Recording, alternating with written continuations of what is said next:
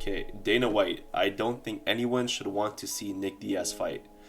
Okay, everything that I see from Nick Diaz doesn't look like Nick Diaz wants to or is ready to compete in the sport. White said in an interview with the Schmo, the Schmo, this sport, even John Jones, as good as John Jones is, you have to be 100% mentally, physically, and emotionally ready to train, be ready for this, and fight. And I just don't think, I don't think anyone would want to see Nick Diaz fight. Nick Diaz has been in a lot of wars. He's accomplished a lot of great things in his career. He's made a lot of money. He's obviously super famous. He's gotten everything you could hope to get out of fighting. I just don't know why. When I see his Instagram, he would want to come back. That's a lot of shade, man, on Mr. Nick Diaz. But, you know, this kind of hurts my feelings because I made that promo for Nick Diaz and Jorge Masvidal. And I don't think this fight's going to happen now after what Dana White said. So it's kind of tough. So Dana White and Nick Diaz never had the best relationship. It's not as bad as a relationship that he has with Nate Diaz, his brother. But Nick Diaz has not been the best company man when it comes to the UFC. Good image, huh? Good image. I remember instances with when Nick was supposed to be fighting against George. He didn't show up for one of the press conferences. And because he didn't show up for the press conference, he was taken out of that fight because he didn't show up to a press conference. And then shortly later, GSP tore his ACL or something in his knee. So I guess the fight would have never happened if it was actually still scheduled and Nick Diaz was still in the fight. But they never had a good relationship. You can see Dana does this a lot, where he talks about like these fighters coming back, or he talks about fighters that are no longer in the UFC. He talks about them a little bit with the lack of respect. You know, he doesn't respect the age. The legend. Nick Diaz is 37. What? I wasn't even talking about his age. I know, but look at his age though. He's 37. Look at his age, man. I know he's 37. He's 37 years old. His last fight was against Anderson Silva back in January 30th, 2015. He actually lost. Yeah, that's 5 years ago. So 6 years. Yeah. He lost a decision, but that's the fight where Anderson Silva popped for some sort of. He did it for something. I forget what it was. I think the reason why Anderson Silva used those PEDs, whatever it may be, was because of his aftermath from breaking his leg. I think he used other reasons why. I think he used like intimate reasons. Oh yeah, I remember that. Yeah, I don't remember their situation, but that was a fight. So right now it's a no contest listed. If you look it up, but Nick Diaz did lose that.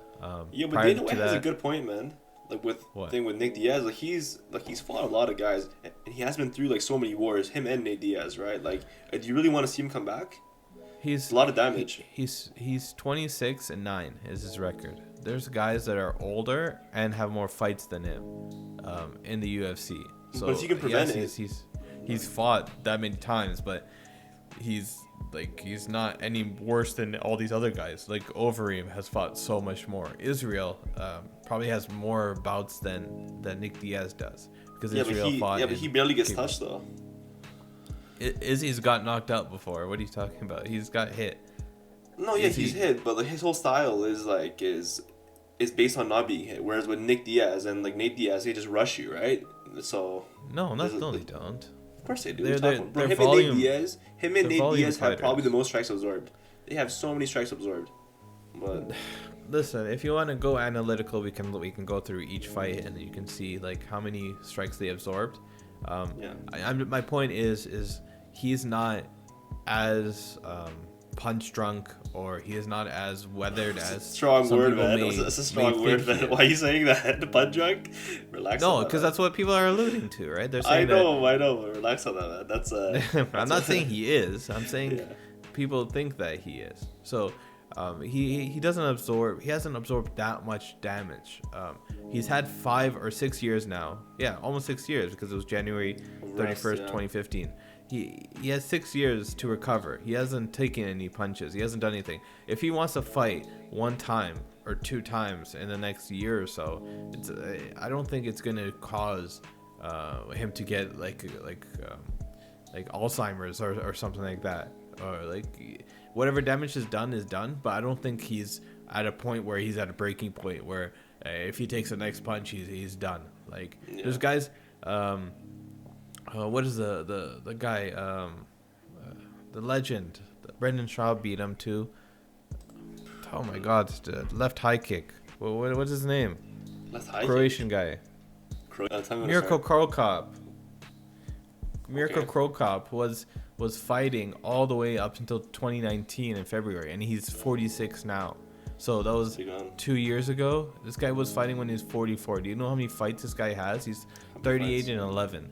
All right, this guy's been knocked out 6 times. He's probably fought more prior as well. If you're not built like a Yoel Romero, man, honestly, you shouldn't fight past 40.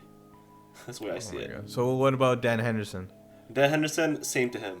Dan Henderson is the exact opposite built of Yoel Romero. I know. Yoel Romero is like all this like huge muscles and built like a brick, and then you have Dan Henderson, who is built like a brick as well, but he's like completely lean. Like he's not Yoel Romero, and he almost won a championship when he was in his late 40s or like mid 40s. Yeah.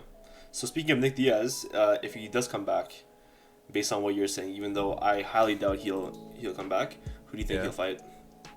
There's many options for him. I don't know if like putting him into a fight where he's like potentially go for a title. I don't think that makes sense. So keep him away from guys like Darren Till. Keep him away from guys. Oh, Darren Till's not 170. Darren Till. Leon Edwards. Keep him away from him. Keep him away from Hamzat. Why Hamzat? That would be a good fight. Hamzat comes there. I just got an idea. I have idea. What's the idea? Nick Diaz versus Condit 2. Plus. I don't think so. That's not a money fight, bro. You know what we need? We need a fight versus Jorge Masvidal. Jorge versus Nick Diaz. They have that history. That's the easy. That's easy, but that's a nice money. That's a nice money, bro. And you have that in New York City, man. Oof.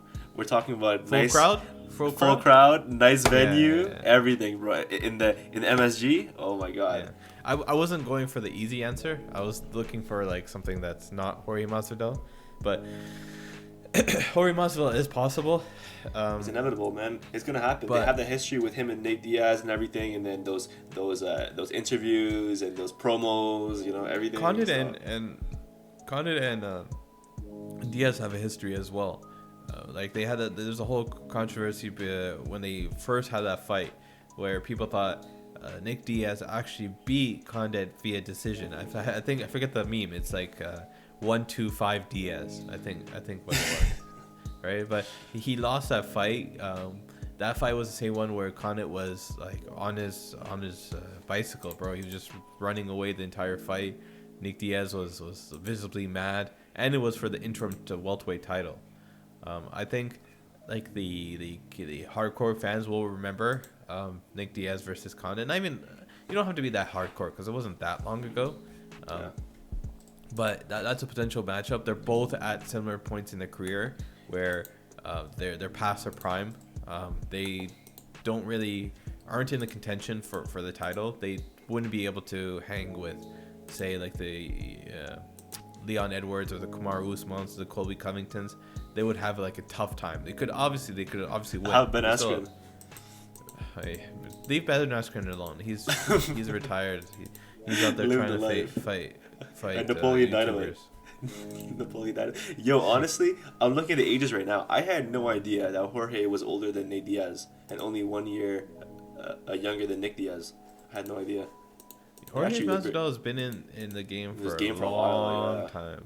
I remember watching interviews on the MMA Hour back in the day where Jorge would come on in person and talk to Ariel, and I'll be like, yo, I like this guy. This guy's pretty cool. And I would watch his fights, but then he would lose like close decisions. And I'm like, he had a resurgence.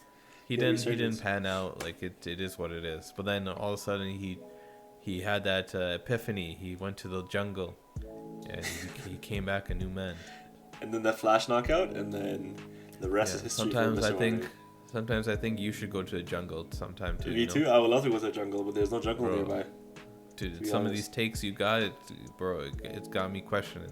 Got me questioning.